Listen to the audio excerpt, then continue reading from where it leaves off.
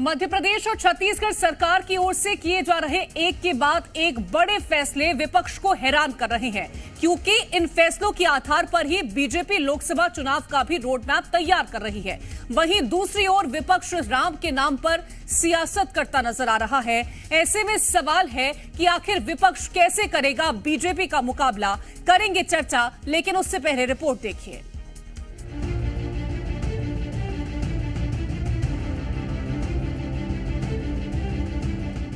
मध्य प्रदेश में मोहन सरकार का 1 महीना पूरा हो गया है, जिसका रिपोर्ट कार्ड भी सरकार ने पेश किया है। खास बात यह है कि सरकार ने एक टैगलाइन जारी की है, जिसमें राम राज्य बनेगा हमारी पहचान, मोदी जी की गारंटी का परिणाम कहा गया है। इस टैगलाइन में ही सरकार के आगे की योजनाओं की झलक दिखती है। इस रिपोर्ट कार्ड में 1 महीने के कामकाज के बारे में भी जानकारी दी गई है, जिसमें बताने की कोशिश की गई है कि किस तरह सरकार बनने के बाद से ही बीजेपी ने एक्शन दिखाया, जिसमें गरीब और वंचित वर्ग को सरकार की प्राथमिकता में सबसे ऊपर दिखाया गया है। वहीं रिपोर्ट कार्ड के सामने आने के बाद से सूबे की सियासत भी गर्माती नजर आ रही है। सरकार की टैगलाइन पर कांग्रेस ने तंज कसते हुए कहा कि अगर 1 महीने से राम राज्य है तो उससे पहले क्या था। कि भगवान का नाम सिर्फ चुनाव के दौरान क्यों आता है। 17 नवंबर को मतदान हुआ विधानसभा का, उसके पहले सनातनी होने की होड़ लगी हुई थी। धर्म के रक्षक हमारे पूज्य शंकराचार्य जो बड़े धर्माचार्य हैं, वो गालियां खा रहे हैं। अब राम राज्य की बात की जा रही है। चुनावी स्टंट है क्या? मैं बार बार कहता हूं, कांग्रेस पार्टी बार बार कह रही है कि इनका राम, इनका हिंदू, इनका धर्म, इनका गौवंश, ये सब चुनावी हथकंडा है। आज भारतीय जनता पार्टी की मोदी जी के नेतृत्व की डबल इंजन सरकार मध्य प्रदेश में काम कर रही है। पहले भी जो काम हुए उनको आगे बढ़ा रही है। और राम राज्य कोई नया विषय नहीं है, ये संविधान की मूल प्रति पर अंकित वो भावना है जो मोदी जी के कारण अब सामने आ रही है। बाकी कांग्रेसियों ने तो तुष्टीकरण की राजनीति के लिए प्रभु राम को काल्पनिक मान के इस विषय को ही समाप्त कर दिया। मध्य प्रदेश में सरकार के कामकाज पर सियासत जारी है, तो छत्तीसगढ़ भी इससे अछूता नहीं है। छत्तीसगढ़ में भी साय सरकार के कार्यकाल पर कांग्रेस ने सवाल खड़े किए हैं, जहां कांग्रेस का कहना है कि सरकार के पास फैसले लेने की नियत नहीं है। तो वहीं दूसरी ओर बीजेपी ने चैलेंज करते हुए कहा कि 1 महीने में जितने फैसले बीजेपी ने लिए, उतने फैसले दूसरी सरकारों में नहीं लिए गए। पिछले 1 महीने में भारतीय जनता पार्टी की विष्णुदेव सरकार कोई उपलब्धि नहीं हासिल कर पाई है। इस सरकार का कोई विजन नहीं दिख रहा है। तो जब इनके पास अपना कुछ भी नहीं है, तो पूर्ववर्ती सरकार को बदनाम करने के लिए मुख्यमंत्री जैसे महत्वपूर्ण पद पे बैठे हुए व्यक्ति बयान देते हैं। दरअसल भारतीय जनता पार्टी की सरकार मति भ्रम की शिकार है। छत्तीसगढ़ की सरकार को बने 1 महीना हुआ है। 1 महीने में कैबिनेट ने जितने फैसले किए हैं, आप इतिहास उठाकर देख लें, पूरे भारतवर्ष के किसी राज्य के किसी सरकार ने आज तक इतने फैसले नहीं किए जितने विष्णुदेव सरकार ने किए। मध्य प्रदेश हो या फिर छत्तीसगढ़, दोनों ही राज्यों में नई सरकारों ने ताबड़तोड़ फैसले लिए और यही फैसले विपक्ष की नींद उड़ा रहे हैं। देखना होगा कि फैसलों पर जारी सियासत आखिर कब तक जारी रहती है। ब्यूरो रिपोर्ट, जी मीडिया।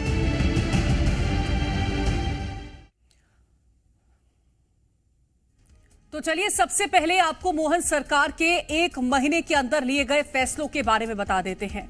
हाल ही में सीएम डॉक्टर मोहन यादव ने न्यास की बैठक में श्री राम वन गमन पथ कार्य योजना चरणबद्ध तरीके से लागू करने के लिए आदेश दिए हैं।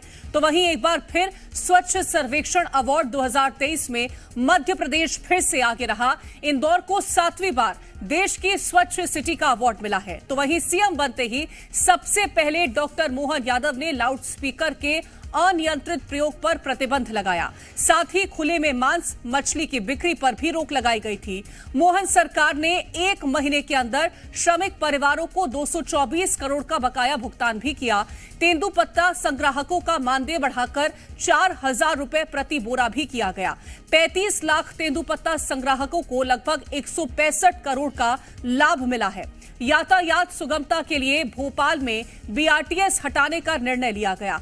सिंचाई विस्तार के लिए 5,000 करोड़ की परियोजनाओं को मंजूर किया गया। वहीं 1,000 से अधिक पुलिसकर्मियों की पदोन्नति हुई। संभाग, जिला और पुलिस थानों की सीमाओं का पुनर्निर्धारण किया। इंदौर में 6.67 किलोमीटर का बनेगा एलिवेटेड कॉरिडोर।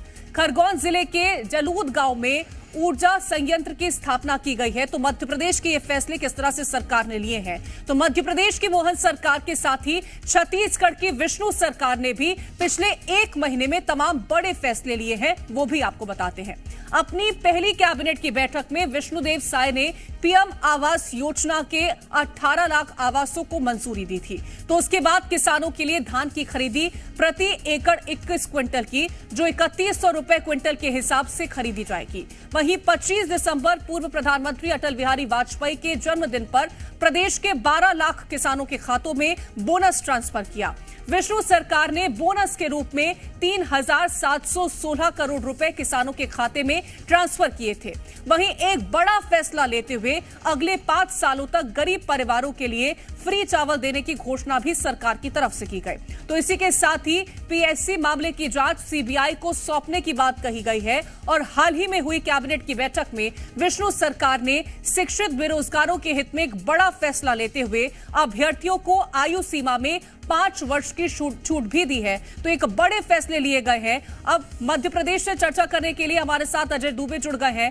अजय, जिस तरह से आज एक महीना पूरा हुआ सरकार का, सरकार ने रिपोर्ट कार्ड पेश किया और तमाम उन बातों का जिक्र किया गया है जिसको सरकार ने पिछले एक महीने में लागू किया, और आगे की कार्य योजना को लेकर के भी इसमें कहीं ना कहीं जगह दी गई है।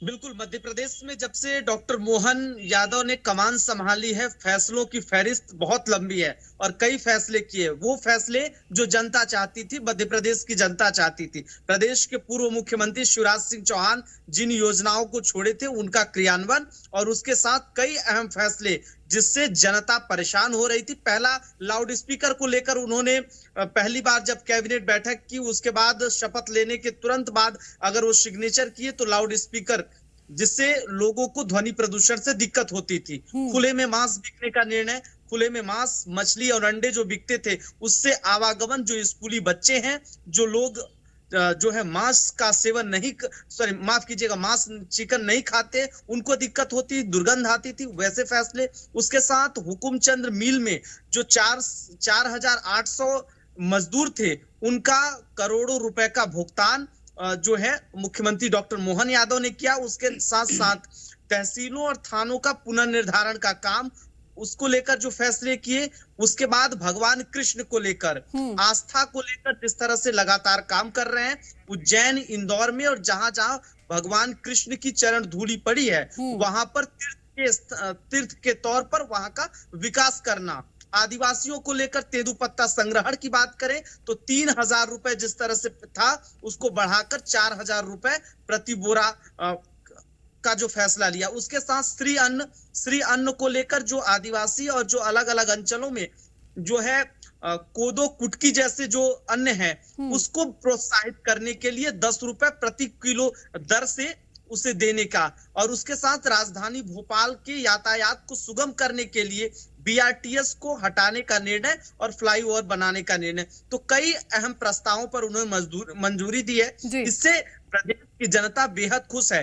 विपक्ष भले ही आरोप लगा रही है, लेकिन कहीं न कहीं कई बार कई फैसलों से विपक्ष पूरी तरह से मध्य प्रदेश में सहमत नजर आया है, क्योंकि डॉक्टर मोहन यादव के जो फैसले हैं उससे विपक्ष भी कई बार तारीफ किया है, चाहे वह पार्टी के लोग हों, उमा भारती। बिल्कुल, तो जिस तरह के फैसले सरकार ने बीते एक महीने के अंदर लिए हैं, उससे कहीं ना कहीं प्रदेश की जनता तो खुश नजर आई ही है। विपक्ष का जिस तरह से आपने जिक्र किया है, तो विपक्ष ने भी कहीं ना कहीं मुख्यमंत्री को सराहा है। फिलहाल बहुत शुक्रिया है आपका तमाम जानकारी पहुंचाने के लिए।